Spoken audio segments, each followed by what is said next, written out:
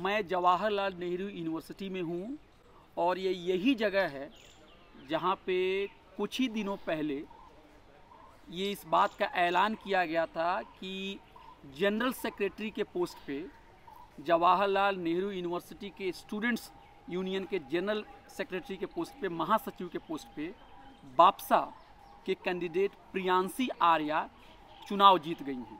बापसा जो है एक अम्बेडकरवादी संगठन है जो फूले, पेरियार और अम्बेडकर की विचारधारा पे राजनीति करता है और इस संगठन में वंचित समाज के बच्चे ज़्यादा तादाद में जुड़े हुए हैं।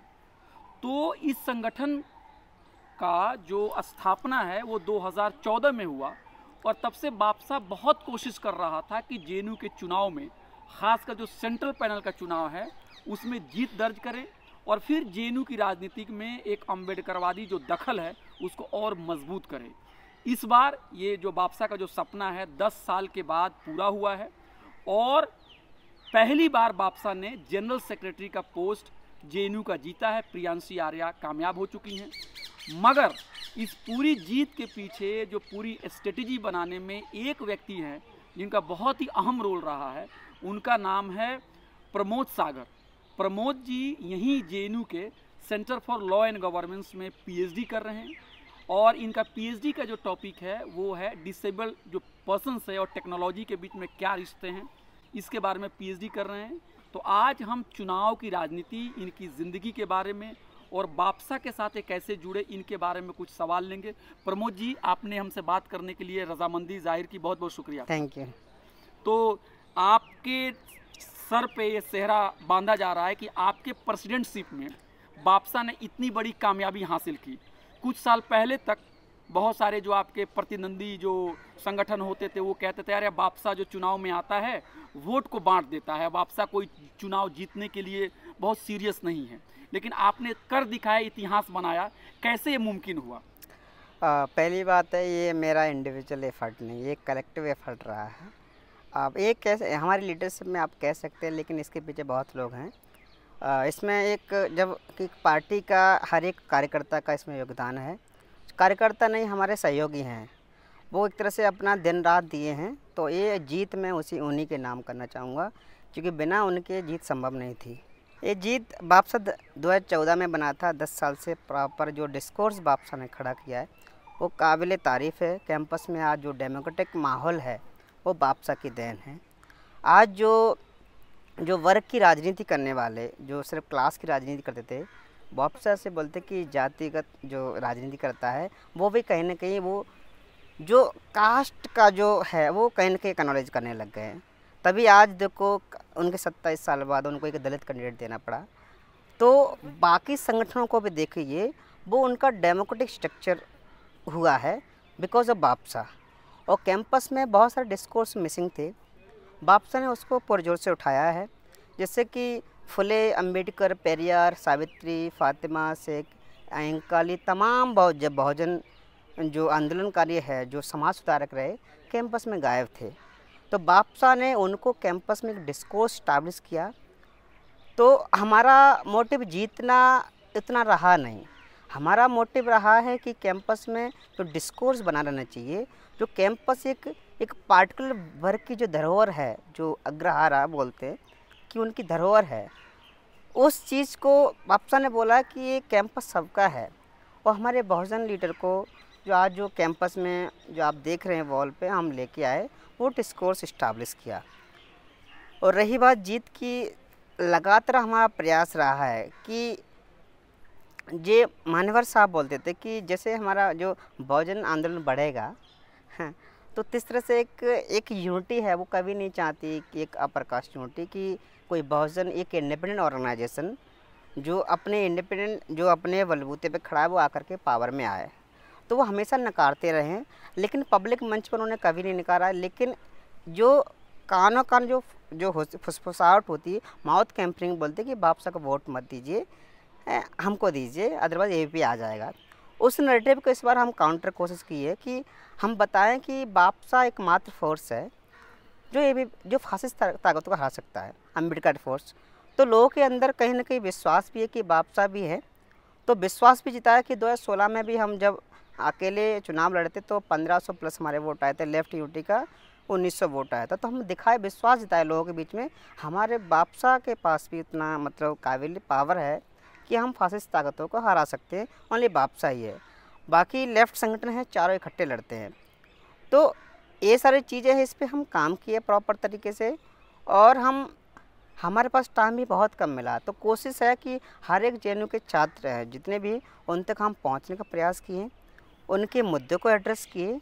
तो हम उनको विश्वास दिलाया कि अगर हम पावर आते, जो मुद्दे अनछुए रहे हैं, कभी डिस्कस नहीं हुए, उनमें हम काम करेंगे। और बिना यूनियन में रहते हुए हमने काफ़ी काम किया है। तो उनको विश्वास है कि हॉस्टल का जो अलॉटमेंट का इशू चलता है, तो हम जो डॉर्मेट्री का हमारे साथी जो 17-18 में जो प्रोटेस्ट किए थे, एडमिन में काफ़ी सस्पेंड हुए थे, डॉर्मेट्री इशू हो गई। फ़ी हाइक का मुद्दा है, उस पर भी काफ़ी पुरजोर वापस खड़ा रहा। जो 13 पोस्ट रोस्टर था, उस पर भी दिल्ली में मार्च किया सड़कों पे। और जो जो सीट कट का मुद्दा है, ऐसे तमाम मुद्दे, रिजर्वेशन का मुद्दा है, जो कोई पॉलिटिकल पार्टी नहीं उस तरह से काम की और सिर्फ मुद्दे बना के रह गए। बापसा ने बढ़ चढ़ कर के काम किया और चीज़ें एक रिजल्ट भी लेके आए। तो लोगों को अंदर विश्वास दिलाया कि हम ये बिना यूनियन में रहकर हम इतना काम कर सकते हैं, इतना डिस्कोर्स स्टार्ट कर सकते हैं। तो यूनियन में रह कर के हमें एक बार मौका दीजिए, हम जरूर काम करेंगे। तो लोगों ने विश्वास जताया भी, हमें मौका भी दिया। अब प्रमोद जी, आप कह रहे हैं कि जो प्रेसिडेंट जेएनयू का जो चुना गया है, धनंजय हैं, वो भी दलित समाज से आते हैं और वो लेफ्ट यूनिटी यानी आइसा के कैंडिडेट थे। तो अभी आप कह रहे थे कि बापसा के जो कैंडिडेट हैं जनरल सेक्रेटरी के लिए, वो तो दलित समाज से ही हैं। बापसा की राजनीति की वजह से जो लेफ्ट पार्टियां हैं वो भी पिछड़े और दलित समाज के कैंडिडेट को आगे करने के लिए उनकी मजबूरी हो जाती है, क्योंकि अगर वो ऐसा नहीं करेंगे तो वो और ज़्यादा एक्सपोज होंगे। लेकिन दूसरी तरफ प्रमोद जी, लेफ्ट पार्टियां ये कह रहे हैं कि बापसा जो है वो बहुत ही छोटे समूह की राजनीति करता है, हम तो सबकी राजनीति करते हैं, हम तो मजदूरों किसानों की राजनीति करते हैं, हमारा जो पॉलिटिक्स का जो दायरा है वो बड़ा है। आप कैसे लेते हैं इस सवाल को?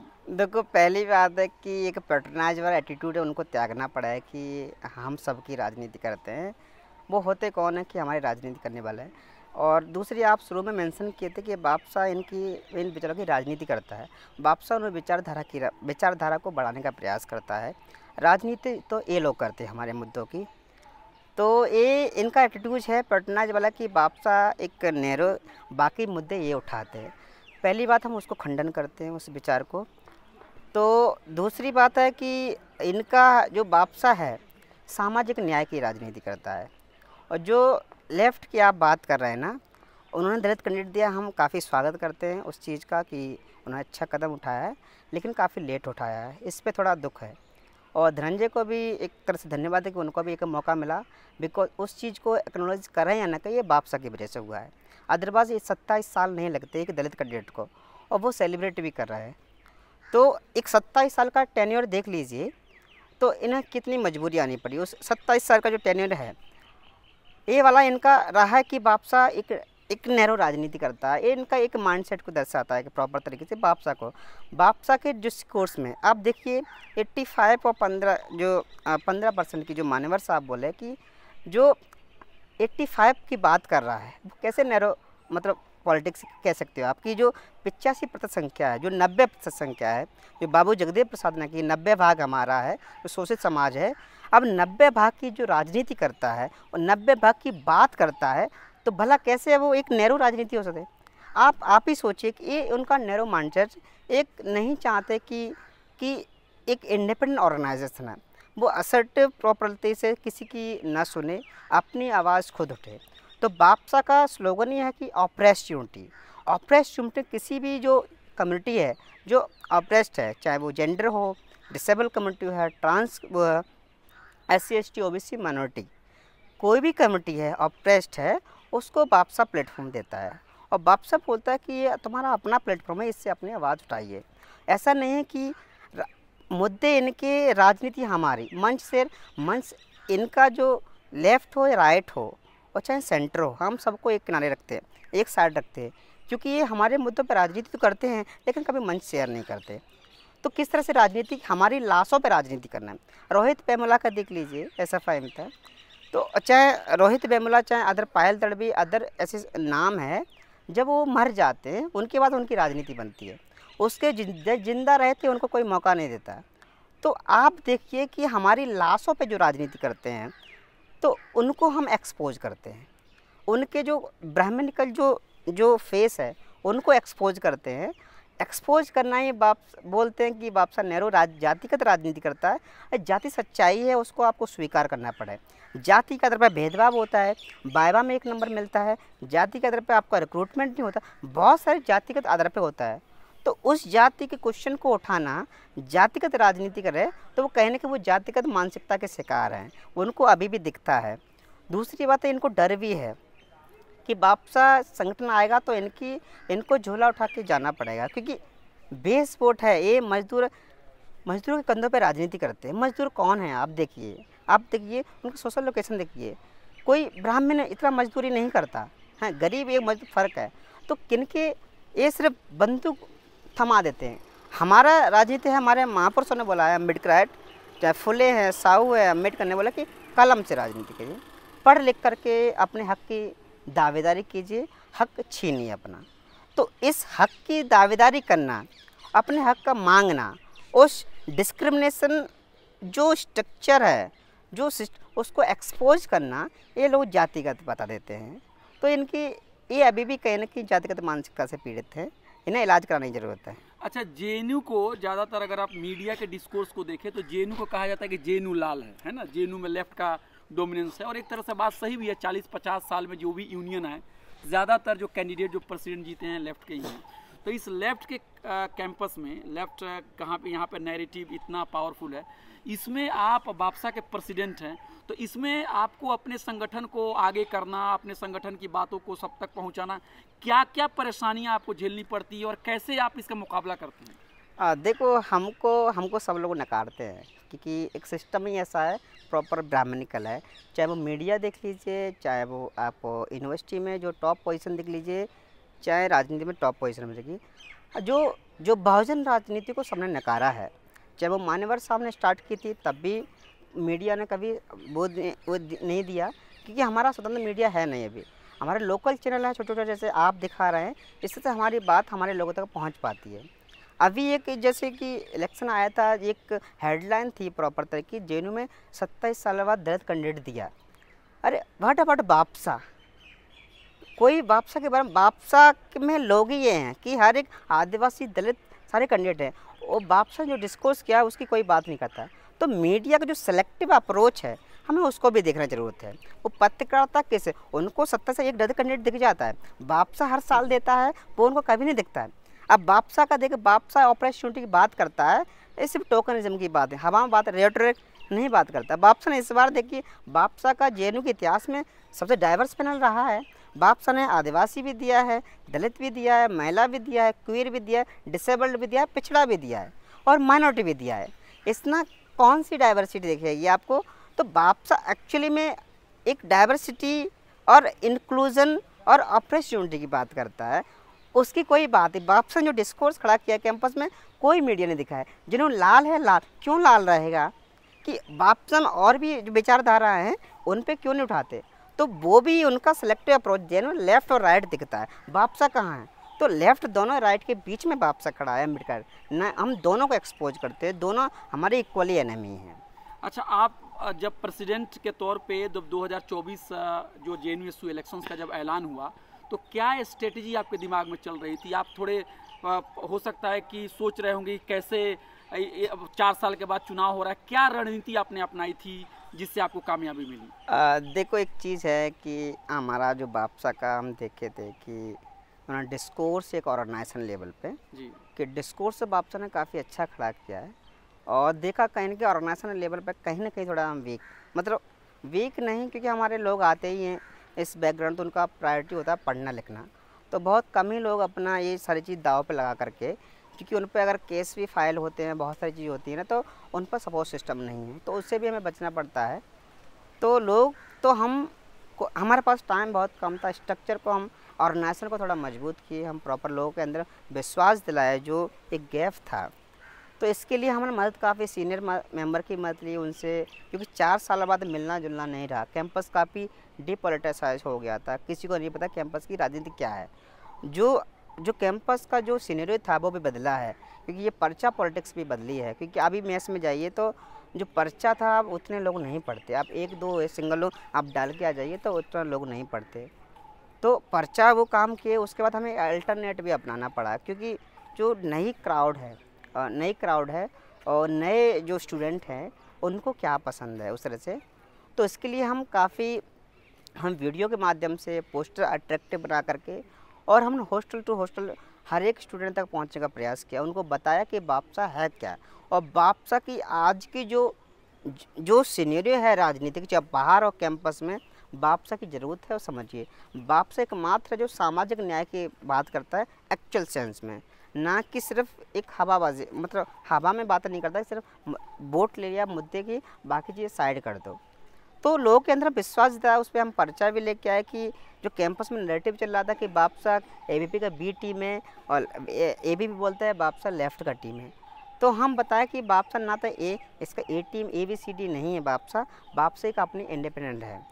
तो अगर बापसा को वोट दोगे तो बापसा ही आएगा। तो ये बोलते कि बापसा का वोट दिया तो ABP आ जाएगा। तो इस नैरेटिव को हमने डिकन्स्ट्रक्ट किया, लोगों के अंदर एक बार मौका तो देखिए। उसके बाद हम कैंपेनिंग में हमारा काफ़ी भीड़ था। आप देखिए कि सबसे ज़्यादा हमारे लोग काफ़ी इंतज़ार जोश में थे कि 50-60 लोग हमारे मैस कैंपेनिंग में जा रहे हैं हमारे। तो लोगों के अंदर देखा कि बापसा कहीं ना कहीं एक असर एक बड़े फोर्स के रूप में आ रहा है। तो बताया कि हर हमको मौका मिलता है प्रॉपर हम ज़रूर काम करेंगे। और स्कूल एरिया में हम प्रॉपर कमेटी बनाए थे कि हर एक मेंबर के पास 4-5 लोग होते थे कि वो कोशिश करते थे कि हर एक मेंबर तक इस स्कूल एरिया में हर तक पहुंचा जाए। उन्होंने, क्योंकि हमारे पास टाइम बहुत कम था, स्ट्रेटजी ठीक ठाक, लेकिन काफ़ी लोग तक हम नहीं पहुंच पाए। ये हमारा थोड़ा लास्ट पे जब वोटिंग होता है तब एक नैरेटिव चलता है कि बापसा ने अलायंस कर लिया है, ये फेक नैरेटिव है।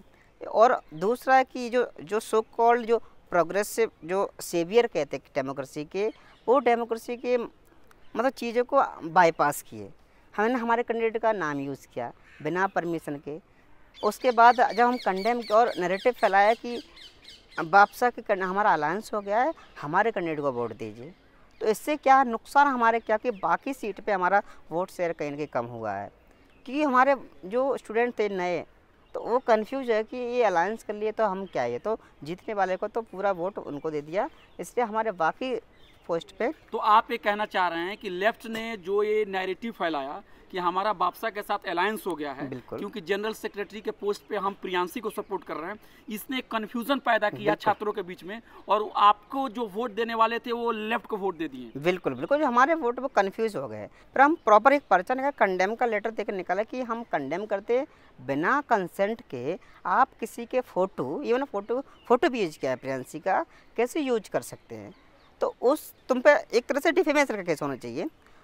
एक तो हाँ पूछते कि हाँ ठीक है हम सपोर्ट दे रहे हैं, इट्स ओके। सपोर्ट का होता है कि अगर लोग ये भी बोल रहे हैं कि लेफ्ट के सपोर्ट से जीता, ये बहुत ही गलत नैरेटिव फैला रहे हैं। क्योंकि जो हमारा 19 में भी कैंडिडेट बापसा ने 2 कैंडिडेट दिए थे, तो कहीं ना कहीं एक चलता है म्यूचुअल सपोर्ट देने का सिस्टम कि हमारा भी वोट उनके पास जाता है। तो एक बाहर से सपोर्ट, अंदर से हम कभी नहीं बोले कि हमको सपोर्ट दीजिए, नहीं, हम इन पे निर्भर है। जितना भी हमारा वोट शेयर आया, 1500 भी, 1600 भी आया है, 1200 भी, हमारा 1000 से कभी कम हुआ ना, हम किसी सपोर्ट नहीं से किए। इस बार भी हमारा क्लियर कटता, हाँ कोई बाहर से सपोर्ट दे रहा, हम उसका मना नहीं किए थे, लेकिन हम सपोर्ट किससे मांगे नहीं हैं।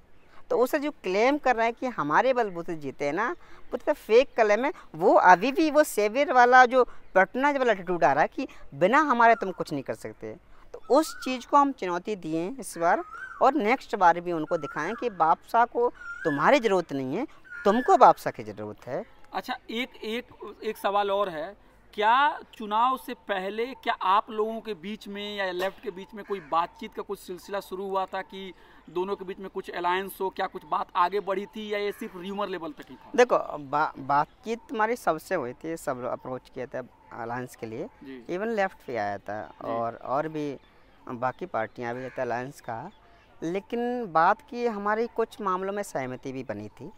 लेकिन क्या होता है कि ये जो पॉलिटिकल पार्टियां, जो इनका कहीं ना कहीं एक पेरेंट पार्टी है, तो उनका डिसीजन वहाँ से आता है। तो एन मौके पर भी जब हमारी बात चल रही थी कि ठीक है, कुछ मुद्दों पे हमारी सहमति बनी थी। अगर अगर कैंपस की हित है, छात्र हित में है, तो हम अभी प्रिंसिपल की राजनीति करते हैं बाप साहब, छात्र हित में और कैंपस के हित में अगर हमें कोई फैसला लेना होगा तो हम बाप साहब उसके लिए कभी पीछे नहीं हटेगा। तो स्टूडेंट का हित लगा कैंपस को अगर फासिस्ट एबीवी से बचाना है या जो फासिज्म चल रहा है उससे बचाना है, कैंपस की जो डेमोक्रेटिक जो एनवायरनमेंट उसको बचाना है, उसके लिए बाप साहब के साथ बाप साहब ने बोला कि हम हमेशा कैंपस के हित में खड़े, छात्र हित में। उस हित को लेकर के हमारी सहमति बनी थी। फिर बिगड़ी कैसे? लेकिन एंड पॉइंट इनका डिसीजन ऊपर से आता है जी। तो वो अपने डिसीजन पे पलट गए। उस तरह से वो नहीं चाहता कि बाप साहब आकर के पावर में आ जाए। तो मतलब ये आप ये कहना चाहते हैं कि आप तैयार थे हाथ मिलाने के लिए, वो आखिरी वक्त पर हाथ नहीं मिलाएं? बात हमारी हाथ मिलाने की ऐसा था कि जैसे हमारी बात चल रही थी कि हमें अगर ये कैंपस के माहौल को डिफीट करना है एबीपी को, ठीक है, हम साथ में कि कैंपस की डिमांड अगर ऐसा हुआ तो कैंपस का जैसे वायलेंस का बढ़ रहा है, बहुत सा कंडेम किया, बाकी चीज़ें बढ़ रही हैं, तो हम लोगों की राय बनी कि अगर कैंपस को बचाना है और स्टूडेंट के हित की बात है, छात्र मुद्दे की बात, तो हमारी राजनीति छात्र मुद्दे को लेकर के तो हम उस लार्जर जो इंटरेस्ट के साथ हैं, तो इसके लिए अगर हमें अलायंस भी करना पड़ेगा तो हम पीछे नहीं हटेंगे। तो फिर हुआ क्यों नहीं? वो उनका कुछ ऊपर से कुछ ऑर्डर और आया, मतलब आखिरी वक्त तक बातचीत करना बंद कर दिए कि क्या हुआ? बातचीत रहा है लेकिन वो फिर अड़ गए अपने मुद्दों पे। हमारा जो हमारी बात हुई थी जिन चीज़ों को लेकर के, वो चीज़ कहीं ना कहीं फुलफिल नहीं हुई। तो हमें कहीं ना कहीं क्या पोस्ट को लेकर भी कुछ हुआ था?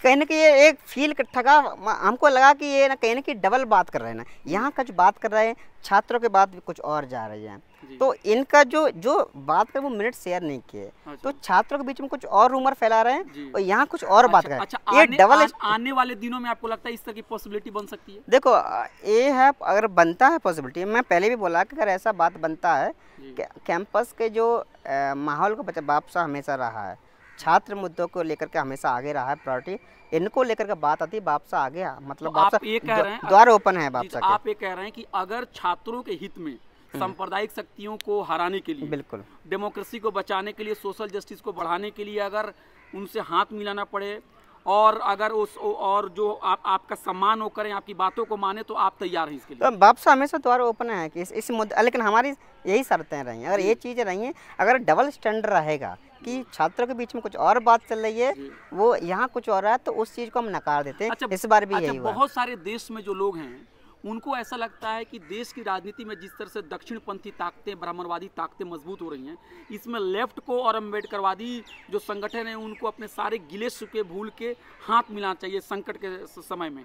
आपको क्या लग रहा है, कैसा ये आइडिया है? तो मैं बोला कि लेफ्ट जो संगठन है वो हमारे साथ ही आ जाएं, हैं, जो हम उनके साथ, जैसे कि वो हमेशा क्यों एक्सपेक्ट कि बाप साहब उनके साथ आए, वो भी बाप साहब के साथ आ सकते हैं। अगर वो सोच रहे कि नहीं आप उनके साथ आ जाएं, तो फिर कौन नहीं आएगा? वही तो नहीं, हम वो ये चीज़ हमने उनको सपोर्ट किया है। ऐसी बात नहीं कि जितने भी जो बहुजन जो वोटर है, जो सपोर्ट, हमने विश्वास लेफ्ट पे भी विश्वास किया, राइट पे भी। देखो हमने लेफ्ट में जो गवर्नमेंट थी, जहाँ मारिक झापी भी हुआ है, सिंगूर भी हुआ लेफ्ट गवर्नमेंट में, इधर हम गोधरा भी होता है, दिल्ली दंगे भी होते हैं, तो हमने लेफ्ट राइट सेंटर पे सब पे विश्वास करके देख लिया है, सबने पीठ पे सिर्फ छुरा भौंका है। अच्छा, ये बताइए बहुत ही संक्षेप में, 2-3 क्या चीज़ें लेफ्ट को करनी चाहिए जिससे ये जो दूरियां हैं वो हो जाएंगी कम? आप क्या, अगर उनको सलाह देना हो आपको, मान लीजिए आप लेफ्ट पार्टी के जनरल सेक्रेटरी से मान लीजिए आपकी बातचीत हो, क्या 2-3 चीज़ बताएंगे? आप एक कीजिए तो फिर हमारे और आपके बीच में जो दूरियां हैं वो हो जाएंगी, कम हो जाएंगी। एक्चुअली उनका मानना है कि एक तरह से उनका खोखला स्ट्रक्चर है, मतलब उनकी कोई लैंग्वेज नहीं है। अच्छा। और ना ही कोई ना डिस्कोर्स इससे बचा है कि जिस पे वो राजनीति कर रहे हैं, वो कहीं ना कहीं अप्रोप्रिएट कर रहे हैं चीज़ों, कहीं ना कहीं अम्बेडकर पॉलिटिक्स से जो बहुजन के इशू हैं उनको कहीं ना कहीं अप्रोप्रिएट कर रहे हैं। आप उनका जब लेफ्ट कैंप जो इंडिया में आया था उस टाइम से भी उनका जो स्टैंड था, पहले ब्राह्मणिकल प्रॉपर था, उसके बाद इनके खुद भी धड़े CPI, CPIML, CPIM बटा, क्यों बटा, तो इनका जो चेंज हुआ है जो टाइमली प्रॉपर तरीके से, तो इनको उस ढांचे से जो अपना जो बैठे हैं कि हम क्लास लेस सोसाइटी, इंडिया में कास्ट लेस सोसाइटी बनाने की ज़रूरत है। क्लास में भी आप देखोगे, क्लास में भी डिवीजन करोगे, कहीं ना कहीं कास्ट है ना, क्लास में भी एक पार्टिकुलर जो कैपिटलिस्ट क्लास है वो कौन क्लास है, वो ब्राह्मण क्लास है।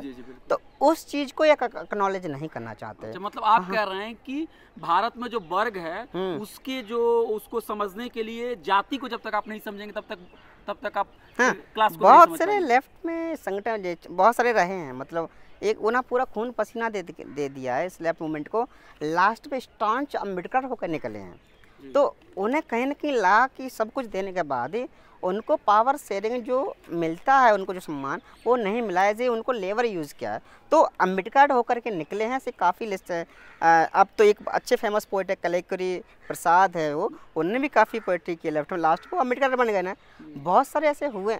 मतलब आप ये कह रहे हैं कि पूरी जिंदगी लगा देते हैं, मतलब जो अम्बेडकर समाज के लोग हैं, लेकिन एक ज़माने में वो अपने आप को ठगा हुआ महसूस बिल्कुल करते हैं ठगा से, उनको कुछ मिलता ही नहीं है, ना ही उनके मुद्दों की बात, उनके मुद्दे साइडलाइन किए थे। अच्छा, एक सवाल बताइए, बापसा संगठन है वो जेएनयू में बहुत ही मजबूत है और भी देश की यूनिवर्सिटी में उसके प्रेजेंस है, लेकिन बहुत ऐसी जगह है जहाँ पे बापसा नहीं है।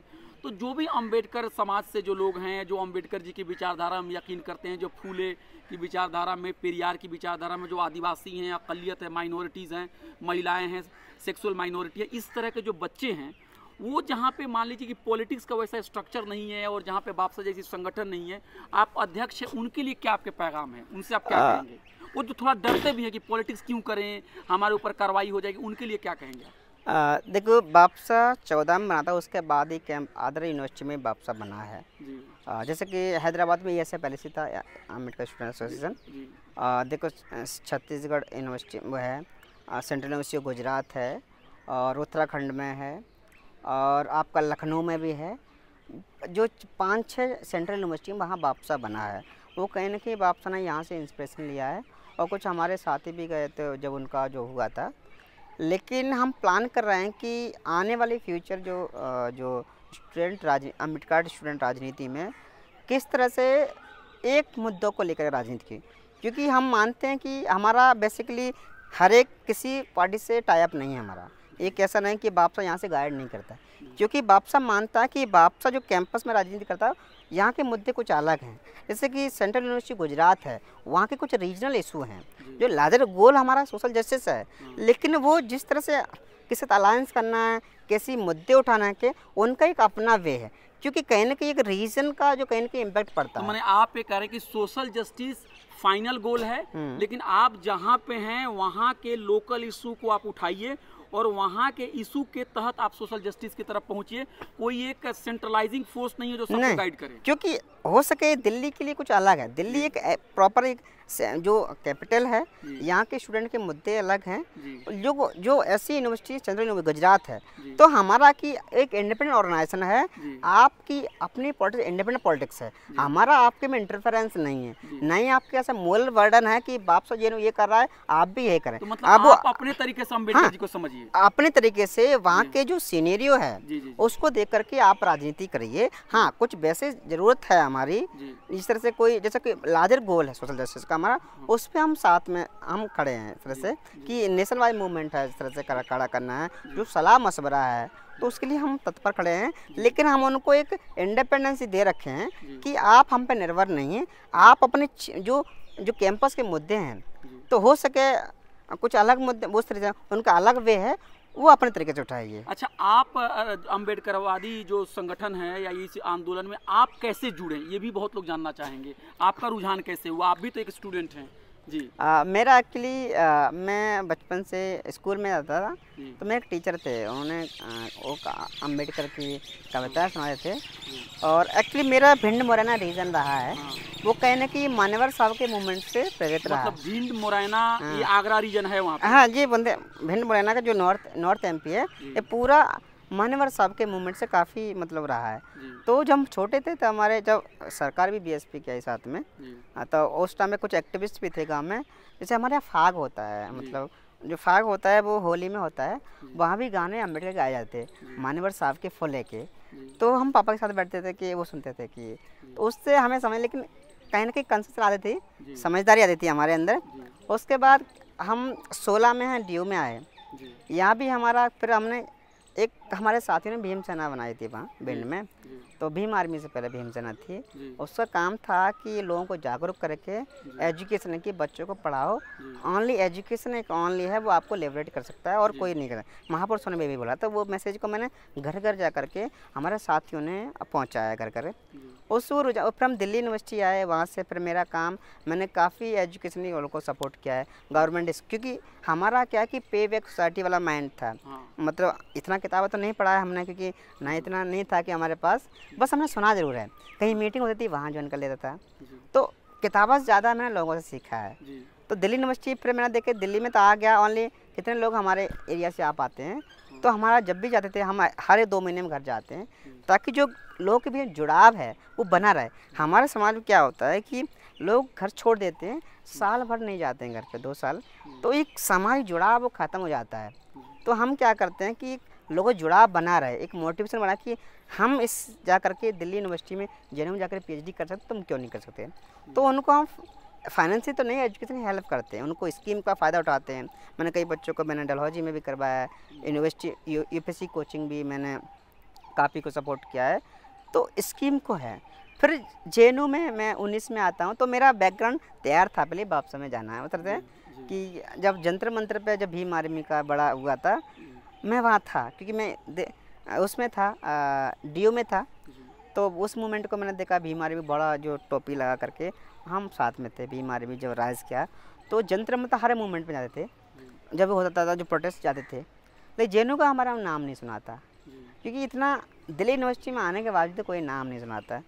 फिर जनरल हम बैठे थे, यूपीएससी तैयारी कर रहे थे, तो एकदम फॉर्म आता है कि लोग बोलते कि फॉर्म भर दीजिए, तो मैं फॉर्म भर देता हूँ। एंट्रेंस में आता है, तो एंट्रेंस में अच्छा मार्क आता है, तो हम बोलते कि हो गया एडमिशन। तो यूपीएससी छोड़ करके मैं यहाँ आया, फिर मैंने मास्टर किया, फिर पीएचडी के लिए मैं अप्लाई किया, जेआरएफ से एंट्रेंस दोनों से मेरा हो गया। एक अफ्रीकन में हुआ था, हम छोड़ दिए, CSLG हम ले लिए जेआरएफ से, तो मेरा वहीं मेरा 3rd ईयर वो चल रहा है। फिर बापसा के 19 में मैंने बापसा को ज्वाइन किया, बापसा की एक्टिविटी देखा, बापसा के हर प्रोग्राम में जा था, बापसा का जो चीज़ें देखा, तो कहीं ना कहीं मेरे वो, फिर उसके बाद मैं बापसा का मैं ऑफिशियल मेंबर भी बन गया। तो इस तरह से फिर बापसा ने जिम्मेदारी दी हमको, कन्वीनर बनाया, उसके बाद हम बापसा के प्रेसिडेंट, वो चीज़ें। फिर हम अपने सबसे नए स्टूडेंट को मैंने प्रॉपर की जोड़ा कि चीज़ें क्या थी संगठन में, कि 4 साल बाद और जो बापसा को यहाँ तक लेके आए, वो कहीं ना कहीं उन पास वालों को चले गए थे। जो नए आए, उन्होंने सिर्फ बापसा सुना था, और बापसा के क्या कहीं ना कहीं वो आइडियोलॉजिकली इतना मतलब स्ट्रॉन्ग नहीं थे, और कहाँ कब क्या डिसीजन लेना। तो इसके लिए हम काफ़ी बीच बीच में जितने बापसा के जो फाउंडिंग मेम्बर्स, उनसे टच में रहे, उनसे ऑनलाइन मीटिंग किया। तो इस तरह से हम बेस मतलब कैडर को मजबूत किए, लोगों के अंदर विश्वास जीता है कि हम भी एक मतलब जीत सकते हैं कैंपस में। तो इस तरह से लोग काफ़ी साथ में आए। तो इस तरह से हम देख रहे हैं, रिजल्ट आपके सामने है। हमारे पास 2 काउंसलर भी हैं इस बार, और जनरल सेक्रेटरी भी है। होप आगे हम और दायरा अपना बढ़ाएं। आखिरी सवाल आपसे, बहुत ही संक्षेप में आप उसका जवाब दीजिए। आप जेएनयू जैसी बड़ी यूनिवर्सिटी में आप पढ़ रहे हैं, आप अम्बेडकरवादी संगठन बापसा के प्रेसिडेंट हैं, आपकी लीडरशिप में यहाँ पे बापसा को इतनी बड़ी कामयाबी मिलती है। जो बहुजन छात्र भारत के किसी भी यूनिवर्सिटी में पढ़ रहे हैं, उनके लिए आपका क्या संदेश होगा?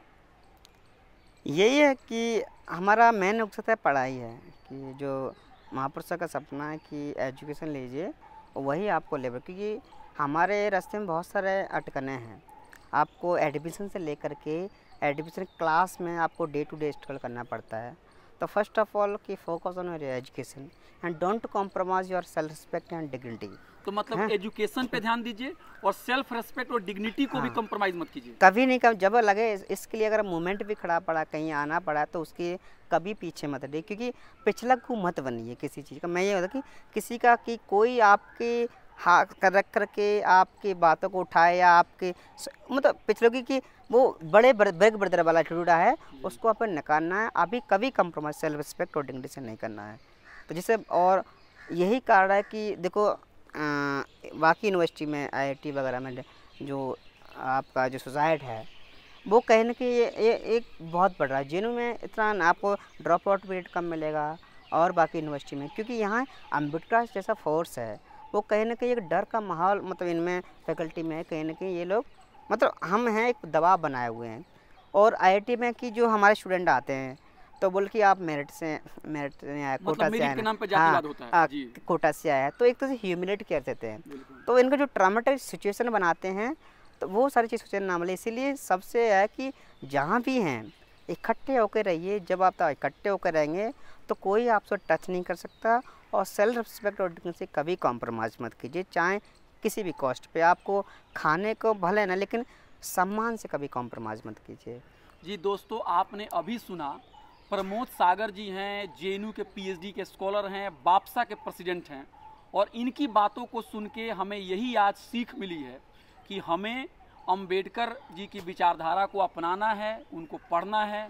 जो हमारे महापुरुष जो हैं, फूले पेरियार जो हैं, सावित्रीबाई फूले हैं, बाकी जो लोग हैं, उनकी बातों पे अमल करना है, आगे बढ़ना है, पढ़ना है, लिखना है, शांतिपूर्ण तरीके से आंदोलन करना है। और जो सेल्फ रेस्पेक्ट है, जो इज्जत की लड़ाई है, उसको कभी कंप्रोमाइज़ नहीं करना है। और हमें एक बेहतर समाज बनाने के लिए कोशिश करना होगा, जातिवाद को ख़त्म करना होगा। प्रमोद जी, आपने हमसे बात की, बहुत बहुत शुक्रिया। Thank you.